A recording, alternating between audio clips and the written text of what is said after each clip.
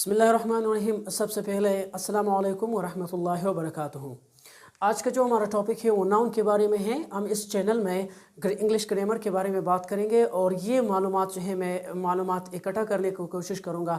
ये मालूमात न सिर्फ स्कूल के स्टूडेंट्स, कॉलेज के स्टूडेंट्स, इसी तरह यूनिवर्सिटी के स्टूडेंट्स के लिए हैं, बल्कि इसी तरीके से तमाम कम्पिटिटिव एग्ज़ाम तैयारी करने वाले बेसिक से लेकर के एडवांस तक के तमाम तलबा के लिए एक साथ मुफीद है। तो जिस तरह हम सबको पता है कि इंग्लिश लैंग्वेज को सीखने के लिए हमें सबसे पहले उनके पार्ट्स ऑफ स्पीच को समझना है और हमने ये देखना है कि इंग्लिश लैंग्वेज में हमारे पास कितने पार्ट्स ऑफ स्पीच है, उनका फंक्शन क्या है और कौन से काम करते हैं। जब हम इनको मास्टर कर सकेंगे तो फिर हम इसी राइटिंग को आसानी से डेवलप कर सकते हैं। हमारे जहन में क्रिएटिव आइडियाज़ आ सकते हैं और उन क्रिएटिव आइडियाज़ का हम बआसानी यूटिलाइज कर सकते हैं। तो आते हैं अपने टॉपिक की तरफ। हमारा आज का जो टॉपिक है वो नाउन के बारे में है और हमें पता है कि नाउन जो है ये इंडिकेट करता है, इशारा करता है किसी शख्स की तरफ, किसी चीज़ की तरफ या किसी चीज़ की तरफ। क्योंकि नाउन जो है दूसरे इस्तिलाह में हमको इनको नेमिंग वर्ड्स कहते हैं। तो इंग्लिश ग्रामर में तमाम वो वर्ड्स जो नेम के लिए इस्तेमाल होते हैं दे आर कॉल्ड नाउन, इनको नाउन कहा जाता है। फिर हमारे पास इसके जो सबसे अहम पहचान होता है नाउन का, नाउन हमेशा जुमले में 3 फंक्शन परफॉर्म करते हैं। या तो वो सब्जेक्ट ऑफ द वर्ब होगा या ऑब्जेक्ट ऑफ द वर्ब होगा, इसी तरीके से या ऑब्जेक्ट ऑफ द प्रीपोजिशन होगा या इसी तरीके से वो जुमले में एज अ प्रेडिकेट नाउन इस्तेमाल हो सकता है। तो सबसे पहले हम देखते हैं कि हमारे पास सब्जेक्ट क्या है। व्हाट इज सब्जेक्ट, सब्जेक्ट क्या है और सब्जेक्ट कौन सा फंक्शन करता है। सब्जेक्ट हमारे पास जुमले का वो लफ्ज़ होता है जो पूरे जुमले का किंग होता है और पूरे सेंटेंस को हम सिर्फ और सिर्फ सब्जेक्ट के लिए बनाते हैं। तो वो लफ्ज़ जुमले में जिसके लिए हम पूरे सेंटेंस बनाते हैं उस लफ्ज़ को सब्जेक्ट कहा जाता है। या दूसरे इस्लाम में ये हमारे पास वो वर्ड्स होता है जो वर्ब का एक्शन या फंक्शन इसको कंट्रोल करता है या परफॉर्म करता है। तो जो वर्ब का डूअर होता है या परफॉर्मर होता है या कंट्रोलर होता है उसको हम आम इस्तिलाह में सब्जेक्ट कहते हैं। मसलन एक एग्जांपल में आप देख सकते हैं कि Mary reads a book every week. इस जुमले में हमने बात की मैरी, तो ये तमाम जुमले का कंस्ट्रक्शन हमने सिर्फ और सिर्फ मैरी की वजह से किया। इस वजह से इस सेंटेंस में मैरी हमारे पास इस जुमले का सब्जेक्ट कहलाता है। अब दूसरे सेंटेंस को देखें, सलमान किक्ड द बॉल। अब देखो किक्ड द बॉल, ये जो मालूमात है हम सलमान के बारे में दे रहे हैं, इस वजह से सलमान हमारे पास इस सेंटेंस का सब्जेक्ट कहलाता है। दूसरी तरफ हमारे पास ऑब्जेक्ट होता है। नाउन जो है बतौर ऑब्जेक्ट परफॉर्म करता है। व्हाट इज ऑब्जेक्ट, सबसे पहले हमें ये समझना पड़ेगा कि व्हाट इज ऑब्जेक्ट। ऑब्जेक्ट हमारे पास जुमले का वो लफ्ज़ होता है जो वर्ब के यानी एक्शन को रिसीव करता है। यानी दूसरे इस्तिलाह में हम ये कह सकते हैं कि वर्ब जो ऑब्जेक्ट का रिसीवर ऑफ द एक्शन हमारे पास क्या कहलाता है, object. Grammatically there are 3 uses of object। Object के हमारे पास 3 रूल्स होते हैं। उनमें से सबसे पहले जो पहला होता है उसको हम डायरेक्ट ऑब्जेक्ट कहते हैं और दूसरा हमारे पास इनडायरेक्ट ऑब्जेक्ट कहलाता है। और इसी तरीके से एक नाउन जो है वो प्रीपोजिशन का ऑब्जेक्ट भी हो सकता है जिसको हम चाहिए ऑब्जेक्ट ऑफ प्रीपोजिशन कहते हैं। क्या कहा जाता है उसको, object of preposition. Direct object, तो सबसे पहले हम बात करते हैं कि डायरेक्ट ऑब्जेक्ट क्या है, व्हाट इज डायरेक्ट ऑब्जेक्ट। जिस तरह ऑब्जेक्ट के 3 अक़साम हो गए हमारे पास, एक को डायरेक्ट ऑब्जेक्ट कहते हैं, दूसरे को इनडायरेक्ट ऑब्जेक्ट कहा जाता है और इसी तरीके से एक ऑब्जेक्ट जो है वो प्रीपोजिशन का भी बन सकता है जिसको हम ऑब्जेक्ट ऑफ प्रीपोजिशन कहते हैं। डायरेक्ट ऑब्जेक्ट उस ऑब्जेक्ट को कहते हैं जो वर्ब के काम को डायरेक्टली रिसीव करता है। जो वर्ब के काम को डायरेक्टली रिसीव करे उसे क्या कहा जाता है, उसे डायरेक्ट ऑब्जेक्ट कहते हैं। यानी it means what receives the action of verb, जो वर्ब के एक्शन को रिसीव करता हो उसे डायरेक्ट ऑब्जेक्ट कहते हैं। मसलन Mary reads a book every week. यहाँ पर रीड मैरी का काम हो गया और रीड का काम जो है बुक पे हो रहा है, तो इस वजह से जो वर्ब रीड है इसका डायरेक्ट ऑब्जेक्ट हमारे पास बुक कहलाता है।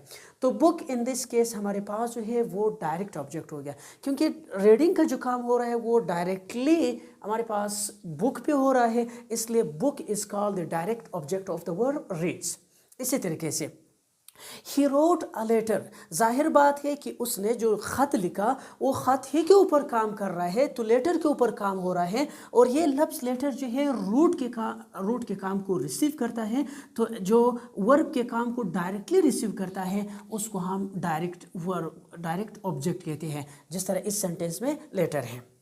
اچھا، آبجیکٹ کا جو سیکنڈ ٹائپ ہے اس کو ہم انڈائریکٹ آبجیکٹ کہتے ہیں۔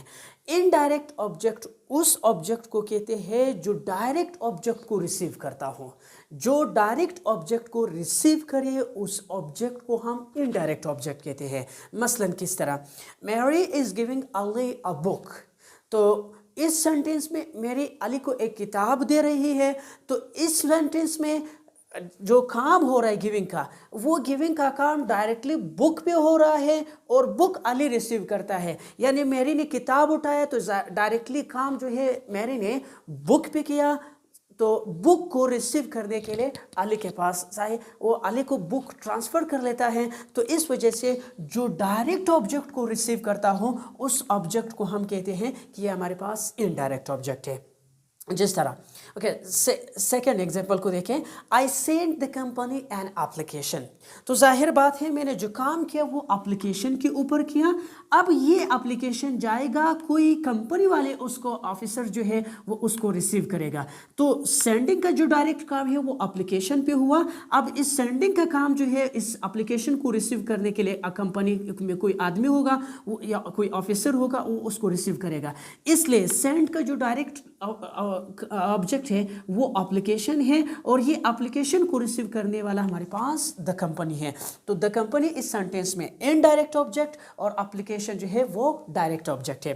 اچھا، آبجیکٹ آف پریپوزیشن، ایک ناؤن جو ہے آبجیکٹ آف پریپوزیشن بھی بن سکتا ہے، یعنی when a noun is part of the prepositional phrase، جب ناؤن جو ہے پریپوزیشنل فریز کا حصہ بن جائے تب جا کر کے اس کو آبجیکٹ آف پریپوزیشن کہتے ہیں، یعنی وہ تمام ناؤن جو پریپوزیشن کے بعد استعمال ہوتے ہیں وہ ناؤن اس پریپوزیشن کا آبجیکٹ کہلاتا ہے۔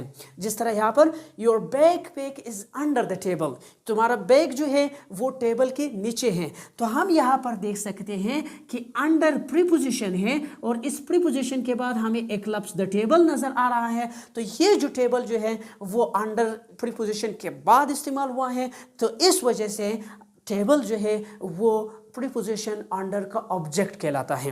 ایک اور سینٹینس، آئی ایم لوکنگ، میں تلاش کر رہا ہوں، فارورڈ میں کام کو تلاش کر رہا ہوں، یہاں پر فار ہمارے پاس پریپوزیشن ہے اور ورک ہمارے پاس ناؤن ہے، تو جب بھی پریپوزیشن کے بعد ہمارے پاس کوئی ناؤن آ جائے وہ ناؤن اس پریپوزیشن کا آبجیکٹ کہلاتا ہے۔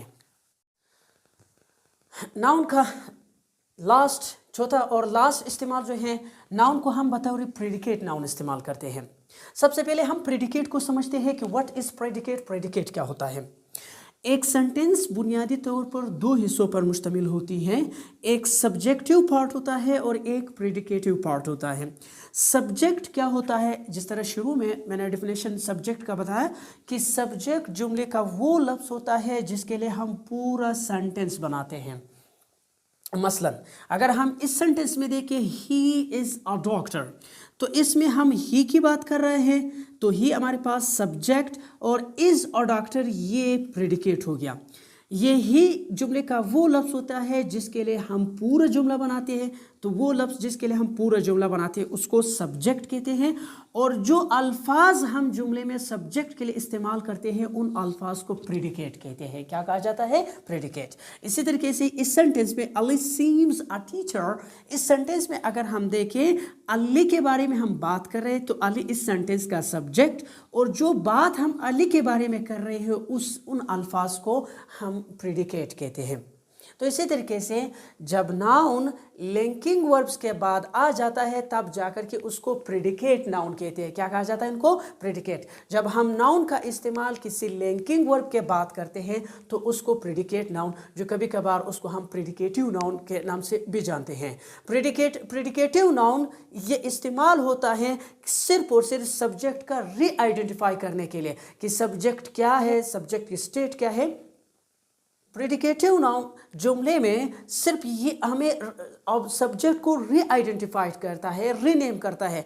मसलन ही हमारे पास सब्जेक्ट है, डॉक्टर वापस ये बता रहा है, उसको वापस री आइडेंटिफाई करता है, हमें इस ही के बारे नेचर बता रहा है, उसका स्टेट बता रहा है, उसका जॉब बता रहा है। अब इस जुमले में देखिए डॉक्टर बता रहा है कि ही कौन है। इस ऊपर वाली सेंटेंस में टीचर बता रहे हैं कि अली कौन दिख रहा है। तो हर वो लफ्ज़ जो हमें, जब हम नाउन को इन द प्रेडिकेट में इस्तेमाल करते हैं और वो नाउन हमें ये बताए कि सब्जेक्ट क्या है, उस नाउन को हम प्रेडिकेटिव नाउन या प्रेडिकेट नाउन कहते हैं।